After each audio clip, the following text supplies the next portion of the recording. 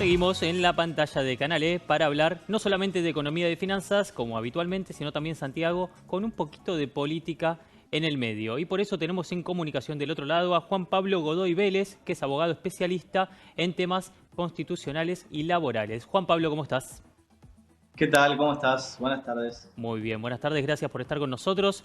Estamos analizando uno de los temas que generan algo de polémica de cara a las próximas elecciones. ¿Habría una reforma laboral? Bueno, eso es lo que están proponiendo tanto por el lado de Juntos por el Cambio como el espacio de Milei. ¿Sí? Ujú. Siempre estas reformas que proponen están principalmente apuntadas a la reducción de las indemnizaciones por despido. Ahora, ¿qué es lo que encarece las indemnizaciones por despido? Y bueno, principalmente lo que nosotros en la jerga denominamos las multas, es decir, todos aquellos rubros que engrosan la indemnización por tener a los trabajadores en negro. La realidad es que tener un trabajador en blanco a la hora de despedirlo no genera grandes costos. Ujú. ¿Cuáles son entonces algunos otros factores, independientemente de tener a un trabajador no blanqueado o no dado de alta ante la AFIP, cuáles son los otros factores que encarecen esta indemnización? ¿Cuáles son otras multas posibles? Bueno, a ver, es que básicamente están todos vinculados con registración tardía, defectuosa, la no registración directamente, ¿sí? O sea, todos en realidad están vinculados a ese tipo de cuestiones. Uno de los grandes problemas que hay en nuestro sistema es que la carga tributaria que vos tenés y las cargas sociales y demás hacen que, vos sabés que cuando uno se plantea, digamos, cuando un empresario se plantea evadir o no evadir un impuesto, básicamente lo que hace es un análisis del costo-beneficio de hacerlo. Justamente todas estas multas que tiene la ley laboral tienen que ver con desalentar el tener a los trabajadores en Claro. negro.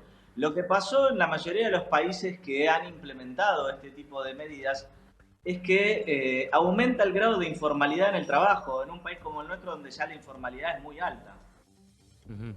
Y a partir de esta presunta intención de cambiar, justamente, de hacer una reforma laboral, ¿cuáles serían esos ítems que generarían que esas multas no sean tan altas y no sean tantas tampoco? ¿Cuál sería el cambio sustancial? Bueno, es que justamente de las propuestas que hay en danza no modifican en realidad la ley de contrato de trabajo, sino que modifican leyes que fueron sancionándose de los 90 para acá, que vinieron justamente como una forma de compensar la flexibilización que hizo el gobierno de Carlos Menem y de esa manera evitar que los gremios pararan, digamos, todo el país. Ujú. Pero estas leyes básicamente lo que sancionan es esto, registrar mal a un trabajador, por ejemplo, ¿cómo? Y muchas veces se ve que un trabajador está registrado con media jornada cuando en realidad cumple una jornada completa, ¿sí? O que los registran por ahí un año más tarde. Una medida que sí me parece buena de las que están proponiendo tiene que ver con una suerte de blanqueo laboral, en el cual lo que sucedería es que te perdonan hacia atrás, digamos, todo lo que vos debés, ¿sí? Y te permitirían poner al trabajador en blanco. Esa sí me parece una muy buena medida de las que vengo escuchando, ¿no? Porque en definitiva también estamos hablando en función de las cosas que uno conoce por lo que dicen los candidatos o lo que sale en medios de prensa, porque efectivamente digamos, un proyecto de ley no hay. Ujú. Juan Pablo, siempre se habla de reglas claras, en todo sentido, en la Sí. política, en todo. Cuando se habla del tema de indemnizaciones, estamos hablando de contratos nuevos, no de hacer perder derechos de la gente que hace rato o hace años que se dedica y trabaja en una empresa, ¿correcto? Bueno, a ver, la posibilidad de plantear una moratoria o un blanqueo de los trabajadores me parece que implicaría, a ver, no que los trabajadores pierdan antigüedad, sino justamente que por ahí las empresas puedan registrarlo con la antigüedad que efectivamente tienen y sin tener que de alguna manera pagar las consecuencias por ello. Me parece que las leyes y las medidas tienen que ver con los lugares en los que se toman, ¿no? No podemos aplicar las mismas leyes y pensar en las mismas medidas económicas para un país o para otro. Nosotros sabemos que este es un país donde el dólar sube, los precios suben, el dólar baja y los precios suben de vuelta. Entonces, a veces Argentina no obedece a cosas de la lógica, por lo menos que se da en muchos otros países. Pero si vos tenés el empleado ya registrado y decidís despedirlo y la reforma laboral implica que no hay más indemnización para los trabajadores, ¿eso se puede llegar a hacer y afectar los derechos anteriores de un contrato que vos hiciste? Eso no se puede hacer, y en principio de todo lo que se viene hablando no hay ninguna propuesta que afecte los derechos de los trabajadores registrados. Todo en realidad gira en torno de los trabajadores que no están registrados o que están mal registrados.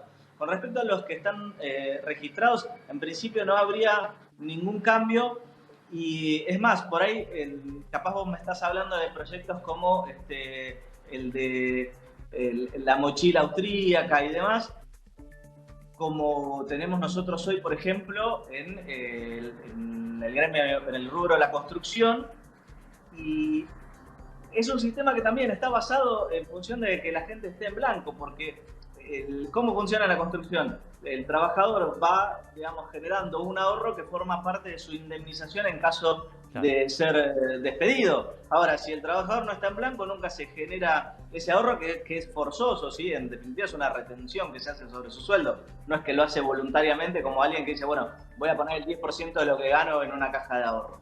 Juan Pablo, ¿qué pasa en relación a esto, ¿no? Justamente al trabajo informal, no registrado?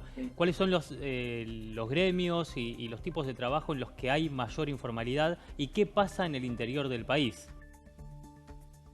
Mirá, como gremio yo te diría que prácticamente todos. El grado de informalidad se da hasta en el Estado mismo. Hay muchísima gente que trabaja en el Estado y trabaja con locaciones de servicio en vez de ser plantas permanentes o transitorias del Estado. Te diría que en ese sentido no creo que haya un rubro que esté mucho mejor que el otro. Por ahí sí, obviamente aquellos rubros más precarizados o donde en definitiva se requiere menor capacitación para trabajar, pueden ser los que tienen más informalidad, pero mirá, entre nosotros mismos vos te pones a buscar entre profesionales, abogados o cualquier rubro de profesionales, y la mayoría de la gente, también el que trabaja en dependencia, está en negro, ¿sí?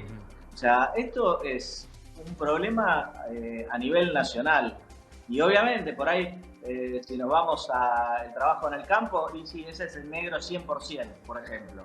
Pero después, en general, para donde mires hay mucho, ¿eh? Juan Pablo, cuando hablas de diferentes irregularidades, se incluye la precarización. Pero ¿qué pasa también cuando, por ejemplo, hay pagos que no se dan en forma? Ejemplo, algún aguinaldo atrasado o en cuotas, o pago, incorporación de porcentajes de paritarias atrasadas, 2 o 3 meses después de cuando debían aplicarse. ¿Todo eso está incluido en las multas? ¿Cómo barajan en ese equilibrio y en ese balance las empresas la posibilidad de que un empleado a la hora de marcharse incluya todas estas multas adentro? A ver, en principio lo que vos me mencionaste son hechos que podrían constituir una injuria laboral, ¿sí? Y en definitiva, el trabajador reclamarlo y considerarse despedido por la falta de cumplimiento.